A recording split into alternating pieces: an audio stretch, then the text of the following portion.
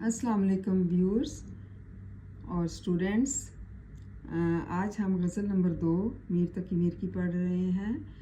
आइए शेर नंबर 5 की जो है वो तशरीह करते हैं। आलूदा उस गली के जो हों खाक से तो मीर, आबे हयात से भी ना दे पाँव धोइए।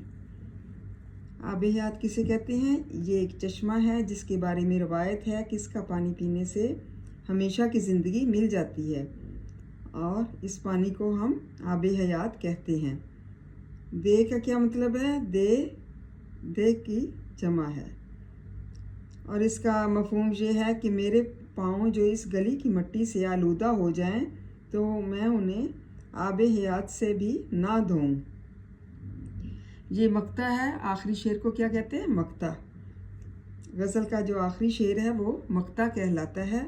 मक्ता में मीर तकी मीर बयान करते हैं कि महबूब की गली की मिट्टी या खाक आबे हयात से भी कहीं अहम और बेशकीमत है, इसलिए वो महबूब की गली की खाक को आबे हयात से भी धोने के लिए तैयार नहीं है। मतलब जो हमेशा की जैसे ज़िंदगी मिल जाती है उस पानी से भी धोने के लिए तैयार नहीं है।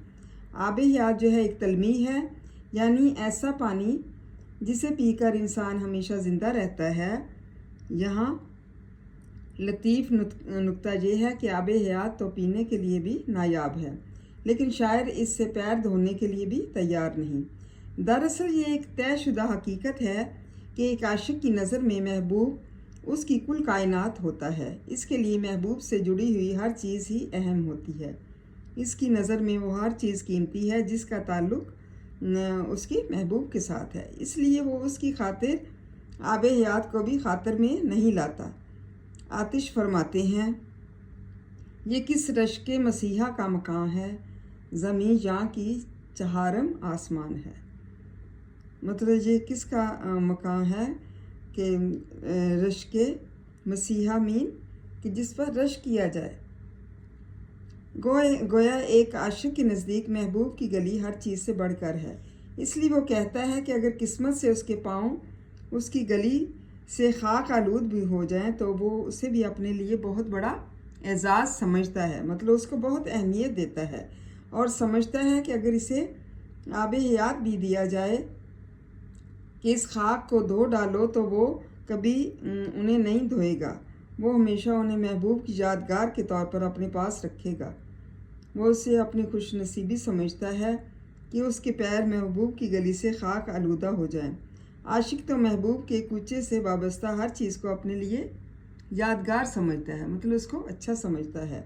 बकौल नासिर काज़मी, कुछ यादगार शहर सितम घर ही ले चलें, आए हैं इस गली में तो पत्थर ही ले चलें। मतलब ये इनका आखिरी शेर था और उसमें बड़े अच्छे तरीके से उन्होंने वजाहत की है कि किस तरह से आबे हयात की जो है वो वजाहत की गई है। और कहते हैं कि महबूब की गली की मिट्टी या खाक जो होती है वो आबे हयात से भी कहीं अहम और बेशकीमत है। अगर उनके पाँव पर लग जाती है तो वो उसको आबे हयात से भी नहीं धोएंगे। उम्मीद है तलबा आपको इसकी समझ आ गई होगी। इसको अच्छी तरह से याद करें, लर्न करें और मेरे चैनल को, यूट्यूब चैनल को सब्सक्राइब करना ना भूलिए। थैंक यू एंड जज़ाकल्लाह खैर।